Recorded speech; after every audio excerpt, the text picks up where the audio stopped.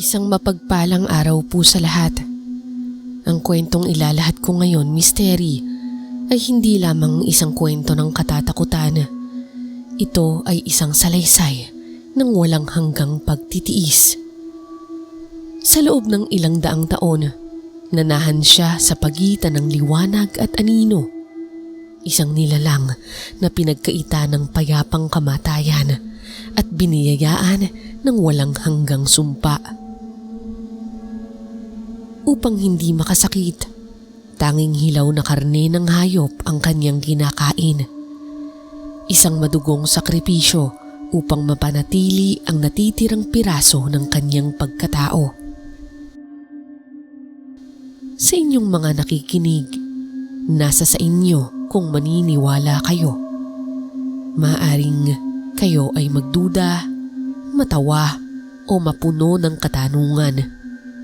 Ngunit sa iyo, Mystery, at sa lahat ng nakikinig, ang hiling ko lang sana ay sandaling oras upang inyong pakinggan ang aking kwentong kababalaghan.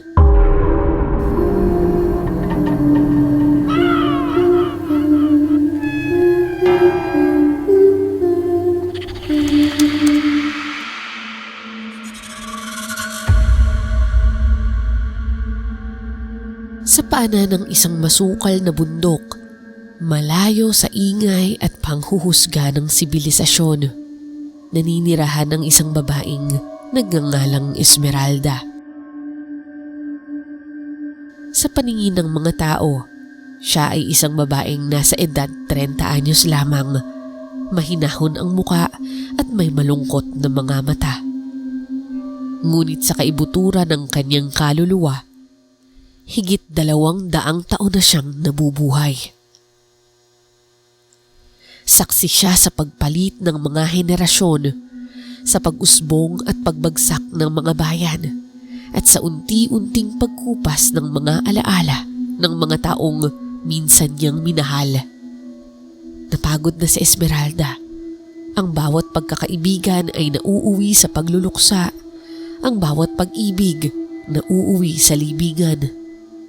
Dahil habang ang lahat ay tumatanda at lumilisan, siya naman ay nananatiling bilanggo ng kanyang walang hanggang kabataan. Pagkalaon, pinili na niyang mabuhay ng mag-isa. Ayaw na niyang makasakit at higit sa lahat, ayaw na niyang masaktan. Ang isang nilalang na tulad niya ay dumedepende sana sa laman at dugo ng tao. Pero tinalikuran niya ang kalikasang ito. Hindi siya tulad ng ibang aswang na nagkukubli sa dilim, naglalaway sa bawat pintig ng puso ng kanilang bibiktimahin. Para kay Esmeralda, ang ganoong buhay ay maingay, magulo at walang konsensya. Sapat na sa kanya ang katahimikan ng bundok at ang pait ng kanyang panata. Ngunit isang gabi, napilitan si Esmeralda na bumaba sa lungsod upang mamili ng ilang pangangailangan. Nakatalokbong siya ng itim na balabal, umiiwas sa anumang tingin. Habang binabagtas ang isang madilim na tulay sa gilid ng syudad, isang tunog ang bumasag sa katahimikan.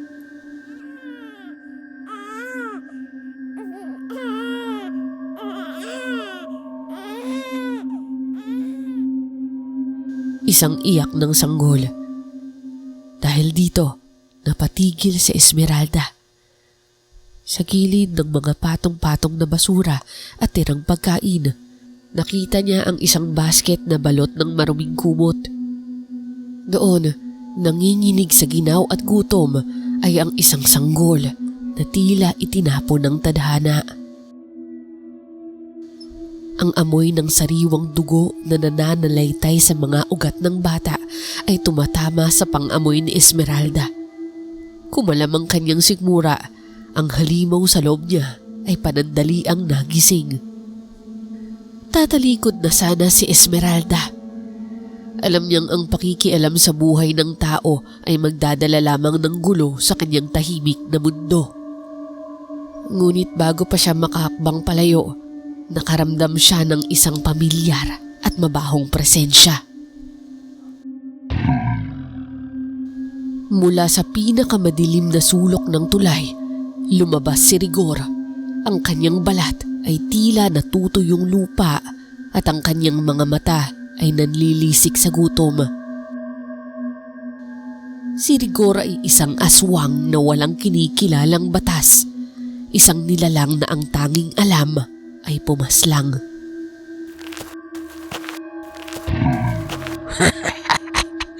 Kay tamis na salubong para sa gabing ito, Esmeralda.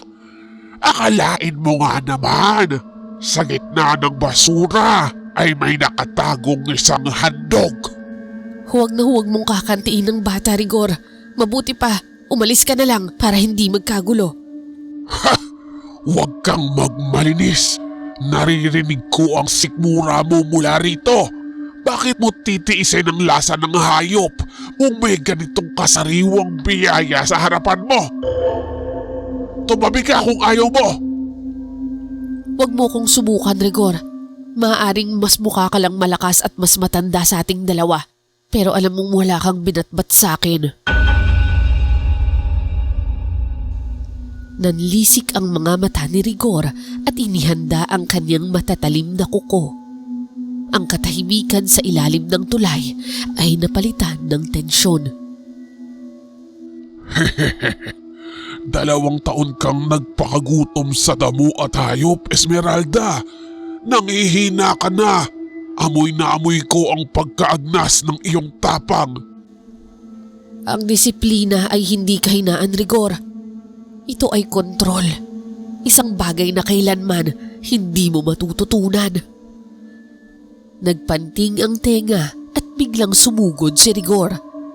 Maririnig ang kalabog ng kanyang mabibigat na yapak sa simento. At sa isang iglap, iwinasiwas niya ang matatalim na kuko patungo sa mukha ni Esmeralda. Mamamatay ka kasama ng batang ito! Bahagyang nadaplisan ang balabal na Esmeralda, pero sa bilis ng kidlat ay nakaiwas siya. Gumanti si Esmeralda. Isang malakas na sipa sa dibdib ni Rigor ang nagpabagsak sa huli, kaya naman namihagis ito sa tumpok ng mga basura. Muling sumugod si Rigor, mas agresibo dahil ayaw magpatalo. Maririnig ang tunog ng pagbabanggaan ng kanilang mga kuko, parang bakal na nagkikiskisan. Sa gitna ng laban, hinawakan ni Esmeralda ang leeg ni Rigor at isinandig ito ng marahas sa pader ng tulay. Titigan mo kong mabuti, Rigor. Mula ngayon, ayoko nang makikita kita dahil sa susunod, hindi na kita bubuhayin pa. Kitang-kita ni Rigor ang mga mata ni Esmeralda na kasing itim ng gabi, ngunit nananatiling makapangyarihan. Napagtanto ni Rigor na kahit matagal nang nananahimik si Esmeralda, mas higit pa rin ang lakas nito kaysa sa kanya. Tama na! Bitiwan mo ako! Hindi ko nagagalawin ng sanggol! Mula ngayon, hindi mo na ako makikita pa! Napaatras si Rigor, tila isang asong bahag ang buntot. Sa isang mabilis na talon, naglaho siya sa kadiliman ng mga iskinita. Muli, nabalot ng katahimikan ang ilalim ng tulay, maliban lamang sa mahinang hikbi ng sanggol sa basket. Unti-unting bumalik sa normal ang mga kuko ni Esmeralda. Huminga siya ng malalim, pilit na pinapakalma ang halimaw sa kanyang loob na nagising dahil sa amoy ng dugo ng sanggol. Dahan-dahan siyang lumapit sa basket. Inabot niya ang sanggol at sa sandaling dumampi ang kanyang malamig na daliri sa pisngi ng bata. Tumigil ito sa pag-iyak at tumitig sa kanya.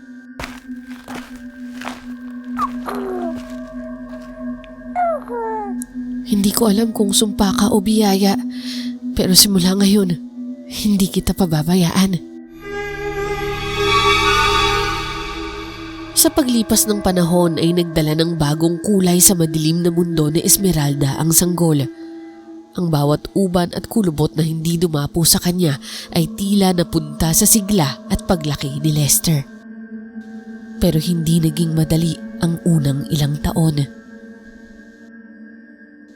Kinailangan ni Esmeralda na labanan ang kanyang kalikasan habang nag-aalaga sa sanggol. At isang hapon, habang ang sikat ng araw ay sumisilip sa siwang ng makapal na kortina, gumapang si Lester papalapit sa kanya. Mama! Mama! Napatigil si Esmeralda.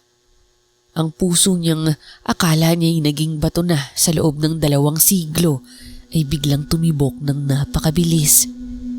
Binuhat niya ang bata at niyakap ng mahigpit. Ang kanyang malamig na balat ay naramdaman ang init ng isang totoong pamilya. Oo, anak. Oo, tama ka. Ako ang mama mo at hindi kita pababayaan. Lumaki si Lester sa isang tahanan na napapalibutan ng kalikasan. Matatagpuan ito sa isang liblib na bahagi sa paanan ng bundok. Malapit ang isang kristal na lawa na nagsisilbing salamin ng buwan tuwing gabi. Kahit alam ni Lester ang lihim ng kanyang ina, ang pagkain nito ng hilaw na karne at ang hindi nito pagtanda, kailanman ay hindi siya natakot. Para sa kanya, si Esmeralda ay ang tanging liwanag sa kanyang buhay. Upang hindi maging mangmang si Lester sa takbo ng mundo, nagpasya si Esmeralda na pag-aralin siya sa bayan. Tuwing hapon, bago lumubog ang araw, naghihintay si Esmeralda sa dulo ng kalsadang patungo sa kanilang bundok, nakatalukbong ng kanyang balabal. Mama! Kanina ka pa po ba rito? Kararating ko lang, anak. Kamusta ang unang linggo mo sa eskwela? Napakasaya po. Alam niyo po ba, Ma? Sabi ni Teacher Maria, ako raw ang pinakamabilis magbasa sa klase. Tapos yung kaklase ko pong si Benji, binigyan ako ng mansanas dahil tinulungan ko siyang mag-drawing ng puno. Marami po siyang kwento tungkol sa dagat, Mama. Gusto ko po makakita po nun balang araw. Talaga? Napakagaling talaga ng Lester ko. Balang araw, makikita mo din lahat yun, nak. Kahit saan po ako makarating, Mama. Kukwento ko po sa inyo lahat ng nakikita ko sa labas para hindi po kayo malungkot. Napatitig si Esmeralda sa anak. Ang bata ang naging kanyang mga mata sa mundong matagal na niyang tinalikuran. Sa edad na 19, si Lester ay naging isang matikas at makisig na binata. Ang kanyang mga balikat ay lumapad at ang kanyang boses ay naging baritono. Sa kabilang banda, si Esmeralda ay tila tumigil ang pag-inog ng mundo. Kung titignan silang magkasama, wala silang pinagkaiba sa magkapatid o maging sa magkasintahan. Isang katotohanang nagdudulot ng bahagyang kaba sa puso ni Esmeralda. Isang hapon, hindi mag-isang umuwi si Lester. May kasama siyang isang dalaga na may maamong muka at tila nahihiyang ngumiti. Nay, si Sheila po, girlfriend ko. Talaga? Kailan ka pa nagkaroon ng kasintahan, anak? Ang totoo niyan, magta3 buwan na, Nay. Gusto ko po sanang makilala niyo siya ng formal. Si Sheila ay tahimik lang. Pinagmamasdan niya si Esmeralda mula ulo hanggang paa. Ang nanay na tinutukoy ni Lester ay mukhang mas bata pa yata kaysa sa kanya o kasing edad lang niya. Ngunit bilang paggalang, isinantabi niya ang pagtataka. Habang nakaupo sa hapagkainan, isang kakaibang pakiramdam ang biglang sumalakay kay Esmeralda. Ang kanyang paningin ay nanlabo at ang bawat tibok ng puso ni Sheila, ang mabilis at malakas na pintig, ay tila isang tambol na umalingaw-ngaw sa kanyang pandinig. Kumain na kayo. Heto ulam. Iha. Huwag kang mahiya. Kumain ka lang ng kumain ha. Salamat po. Napakabata niyo palang tingnan, tita. Wow, ang sarap ng ulam. Paborito ko to, Nay. Sinampalukan. Masarap nga po. Ngayon lang ako nakatikim ng ganitong klaseng luto. Mabuti naman at nagustuhan ninyo. Sige, kain lang kayo. Ngunit habang nagtatawanan ng dalawa, ang paligid ni Esmeralda ay tila umiikot. Ang amoy ng mainit na sabaw ay nahahaluan ng amoy ng dugo na nagmumula sa dalaga. Ang kanyang mga kuko ay tila gustong lumabas at ang kanyang mga gilagid ay nagsisimulang kumirot. Napahawak si Esmeralda sa gilid ng mesa. Ang kanyang mga mata ay panandaliang naging itim bago niya ito naipikit ng mariin. Nay, anong nangyayari sa inyo? Ayos lang ba kayo? Lester, ilabas mo muna siya. Pakiusap, kailangan ko lang ng hangin. Pero hindi na nakapaghintay pa si Esmeralda. Tumakbo siya patungo sa banyo at marahas na isinara ang pinto. Napasandal siya sa malamig na pader habang ang kanyang dibdib ay parang sasabog. Paglabas muli ni Esmeralda, maputla siya at nanginginig ang mga labi. Naabutan niya ang dalawa na tila naguguluhan. Nay, ano bang nangyayari? Dadali na ba kita sa bayan? Halika, magpatingin tayo sa doktor. Hindi na kailangan. Huwag kayong lalapit. Lester, utang na loob. Paalisin mo na siya. Ngayon din. Napatigil si Lester. Ang saya sa kanyang mga mata ay napalitan ng sakit at pagtataka. Si Sheila naman ay unti-unting tumayo. Bakas ang takot at kahihiyan sa kanyang muka. Nay, ano pong problema? Bisita ko po si Sheila. Mahalaga po siya sa akin. Wala naman po siyang ginagawang masama. Hindi mo ako naiintindihan. Basta sinabi ko, paalisin mo na siya ngayon din. Nabalot ng nakakabinging katahimikan ng sala. Napaluha si Sheila at dahan-dahang kinuha ang kanyang bag. Lester, tama na. Okay lang, aalis na lang ako. Tita, pasensya na po. Hindi na nakasagot si Esmeralda. Pinanood niyang lumabas ang dalawa sa kanilang pintuan at nang masarado ito, tuluyan siyang napaupo sa sahig at humagulgol. Alam kasi niyang ito na ang huling pagkakataon na masisilayan ng kanyang anak dahil mula noon hindi na muling umuwi pa si Lester sa kanilang tahanan. Lumipas ang maraming taon na parang hanging dumaan lang ito kay Esmeralda. Ang kanyang kagandahan ay nananatiling walang kupas, walang pagbabago. Pero ang kanyang puso ay unti-unting nangungulila. Isang hapon, isang lalaki ang dahan-dahang umakyat sa burol. Bakas ang bahagyang pagtanda at ang bawat hakbang ay bakas ang bigat ng mundong pinagdaanan.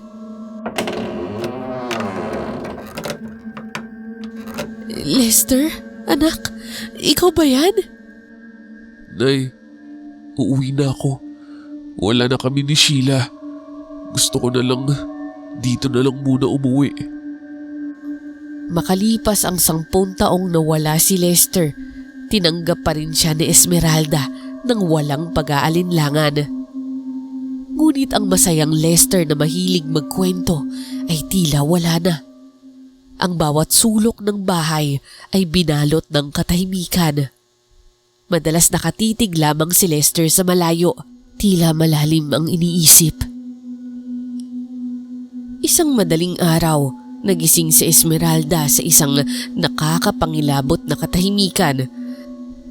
Paglabas niya sa bakuran, bumungad sa kanya ang isang malagim na tanawin. Ang kanyang mga alagang baka at kambing ay nakabulagta sa lupa. Ang kanilang mga leeg ay tila nilapastangan ng matatalim ng ngipin at ang lupa ay naging putikan dahil sa dami ng sariwang dugo. Walang natira ni isa. Ang dating buhay na bakuran ay naging isang bukas na sementeryo ng mga hayop.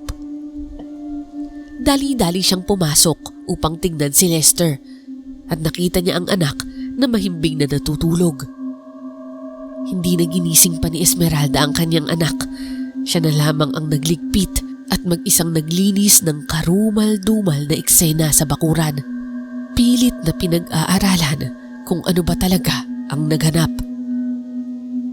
Nang sumapit na ang gabi, ang paligid ay napuno ng kakaibang kaluskos. May mga aninong mabilis na gumagalaw sa itaas ng mga puno. Agad na lumabas si Esmeralda. Ang kanyang mga kuko ay otomatikong lumabas. Handa na sa digmaan. Kung sino man kayo, lumayas kayo sa pamamahay ko! Lubayan niyo kami! Mula sa kadiliman, dalawang figura ang dahan-dahang lumutang. Ang isa ay si Rigor na mas lalong naging mukhang bangkay kasama ang kanyang anak na si Rufan. Kamusta? Matagal tayong hindi nagkita, Esmeralda. Mukhang hindi ka man lang tumanda. Anong kailangan niyo? Hindi pa ba sapat ang pagpatay niyo sa mga halaga kong hayop? Hindi naman sila ang pakay namin, kundi ang supling na ninakaw mo sa akin noong gabing yon sa ilalim ng tulay. Hindi ba't nagkaliwanagan na tayo? Nalulubayan mo na kami? At sa pagkakatanda ko noon, Rigor, nanginginig pa ang puwet mo sa pagtakbo dahil sa takot sa akin. Ha! Pinagbigyan lang kita noon, pero ngayon, hindi na ako maaawa sa'yo. Mabilis na sumugod si Rufan. Sa isang iglap, tila naging usok siya sa biglang paglitaw sa likod ni Esmeralda. Iwinasiwas ni Rufan ang kanyang mga kuko at tumama sa balikat ni Esmeralda.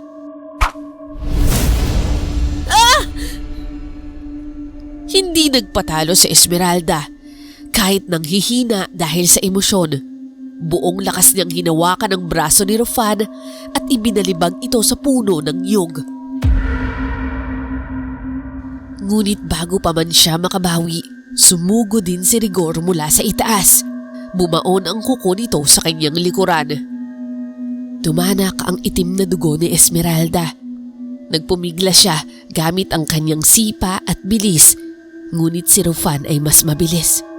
Habang abala si Esmeralda kay Rigor, isang malakas na suntok sa sikmura ang binitawan ni Rufan na nagpatalsik kay Esmeralda sa pintuan ng kanilang bahay. Napahandusay si Esmeralda, humihingal at hirap ng tumayo. Ang dalawang aswang ay dahan-dahang lumalapit. Ang kanilang mga laway ay tila kumikinang sa ilalim ng buwan. Tapos na ang pagpapanggap mo bilang tao, Esmeralda. Ngayon, panoorin mo kaming paghatian ang iyong anak. Sa gitna ng pagmamalaki ni Rigor at Rufan, biglang bumukas ang pinto ng bahay. Ngunit hindi isang biktima ang lumabas, kundi isang mandirigma. Sa isang mabilis na galaw, isinaboy ni Lester ang sandamakmak na asin na hinaluan ng dinikdik na bawang. Ah!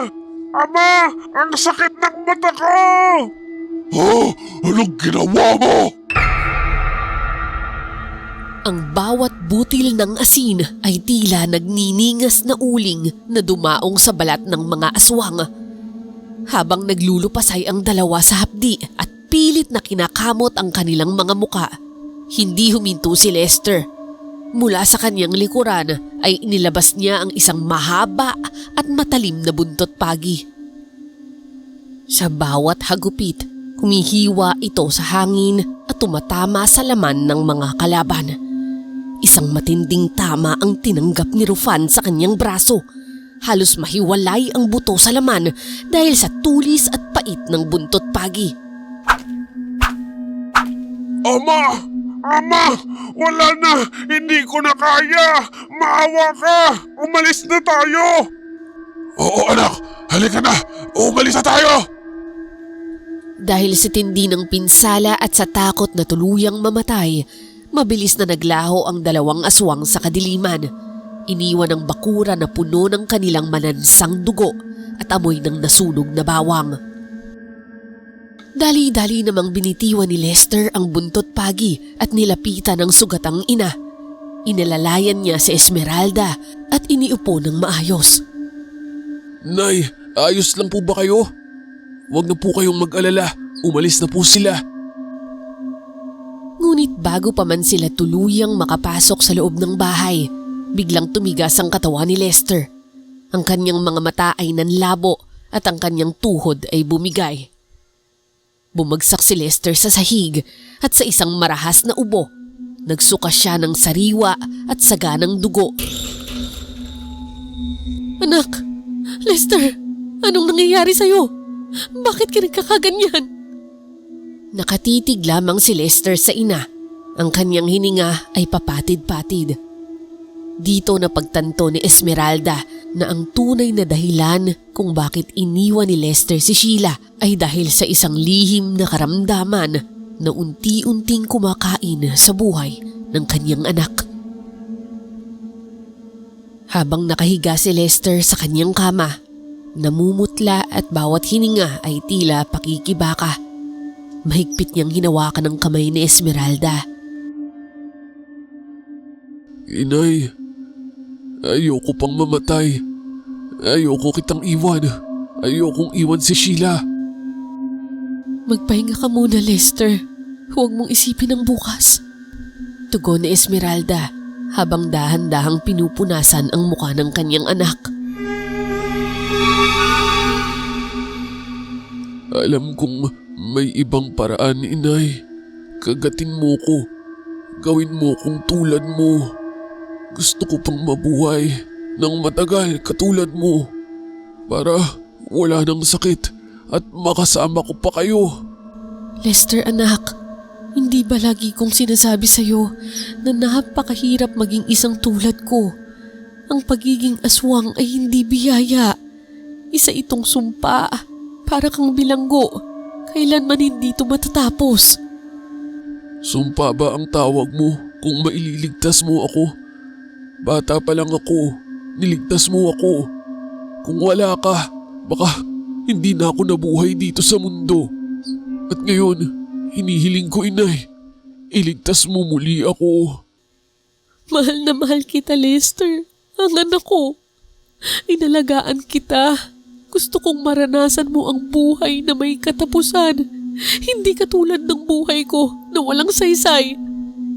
Ang buhay ay mahalaga dahil ang bawat segundo ay hiram lang. Kapag naging aswang ka, mawawala ang kaluluwa mo.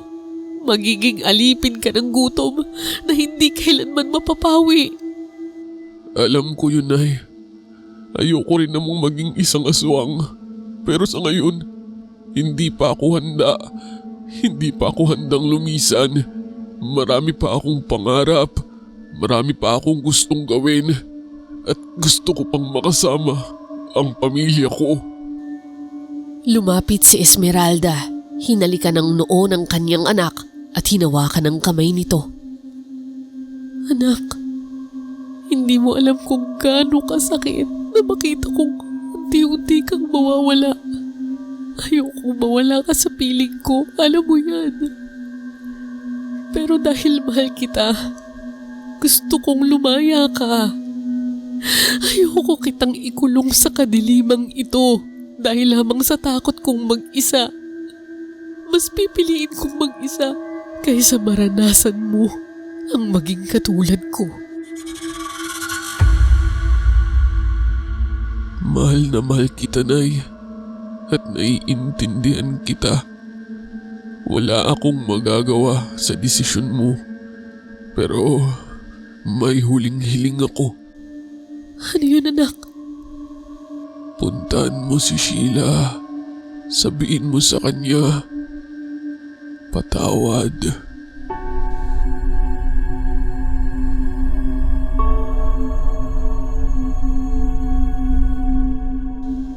Dahan-dahang pumikit si Lester. Ang kanyang huling hininga ay kumawala. at ang katahimikan ay muling bumalot sa silid. Doon ay nagpakawala ng isang mahabang pagsigaw ng hinagpis si Esmeralda. Ang totoo, pagdating pa lang ng kanyang anak, naaamoy na niya ang kamatayan nito sa loob. Alam din niya na ang pagsugod ni na Roger ay dahil sa amoy ng katapusan na nagmumula kay Lester. Niyakap niya ang malamig na katawan ng anak. Sa kanyang paningin, si Lester pa rin ay ang sanggol na napulot niya sa ilalim ng tulay. Ang batang pinalaki niya sa pagmamahal. At sa sandaling yun, hindi si Lester ang nagdudusa sa kamatayan, kundi si Esmeralda na naiwan sa kawalang hanggan.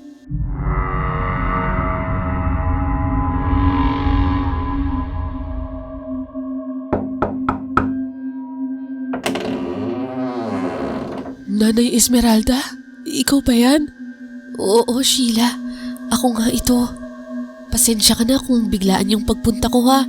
Naku, walang problema, Nay. Kahit naman anong oras pwede kayong magpunta dito. Halika, pumasok po muna kayo. Luis, anak! Halika dito! Magmano ka sa lola mo. Isang batang lalaki ang lumabas. Guwapo, mistiso, at kamukhang-kamukha ni Lester. Nagmano ang bata, ngunit bakas ang pagtataka sa kanyang mga mata habang tinitignan ang lola niyang mukhang dalaga. Sheila, ang laki na ng bunso mo pero nasan ang panganay niyo ni Lester? Yung pinagbubuntis niyo nung huling dalaw niyo sa akin. Nay, nakunan po ako. Hindi na po yun nabalita sa inyo ni Lester. Pero ang ibig niyo bang sabihin, noon pa lang alam niyo na buntis ako? Oo. Kaya ako kayo pinaalis. Pagpasensyahan mo na talaga yun, Alam ko kasing hindi kayo ligtas doon. Lalo ka na. At kinalulungkot ko yung nangyari sa panganay kong apo. Kung alam ko lang, di sana hindi ko kayo tinaboy. Kalimutan niyo na po yun, Nay. Naiintindihan ko po kayo. Ang totoo, pinaliwanag ni Lester ang lahat. Kamusta na nga po pala siya? Hindi niyo ba siya kasama? Nang itanong ni Sheila ang kinaroroonan ni Lester, doon na ibinuhos na Esmeralda ang masakit na katotohanan. Halos maglupasay si Sheila sa iyak. Ang akala niyang pag-iwan ni Lester sa kanila ay dahil lamang sa kawalan ng pag-ibig. Yun pala ay isang paraan ng pagprotekta habang nilalamon ito sa sakit. Magmula noon, matapos mailibing si Lester, isinama na ni Sheila si Esmeralda at ipinakilala sa lahat bilang nakababatang pinsan. Pumayag sa Esmeralda. Tinupad niya ang huling hiling ni Lester na bantayan ang kanyang pamilya. Lola, bakit po ang bata-bata ng inyong itsura? Dahil ito sa isang sumpa, apo. Paglaki mo, ipapaliwanag ko rin sa'yo. Pero sa ngayon, tawagin mo lang akong tiya. Ayos ba? Sige po, tiya. Dito na po nagtatapos ang kwento ng aking ama at ng aking lola Misteri. Ako nga po pala si Luis at maraming salamat po sa inyong pakikinig.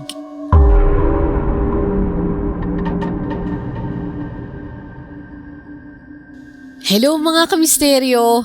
Isa na namang kwento ang natapos natin ngayon. Naku guys, kung alam nyo lang, habang nagbabasa ako kanina, nangingilabot na talaga ako. At saka aaminin ko, pigil na pigil talaga yung luha ko dahil sa mga huling eksena. At hindi ko ina-expect yung ending ha. Akala ko nga hindi ko matatapos yung kwento kasi talagang bibigay na yung puso ko guys. Pero kung nagustuhan nyo tong kwento, i-like nyo na po at i-share din sa mga kapamilya, katrabaho at kaibigan nyo para naman maraming makapakinig sa ating mga kwento. Maraming salamat din po pala sa lahat ng naka-appreciate dun sa kwento natin last time. Ang daming nagsabi na maganda yung kwento at talaga namang na-carried away sila sa mga eksena.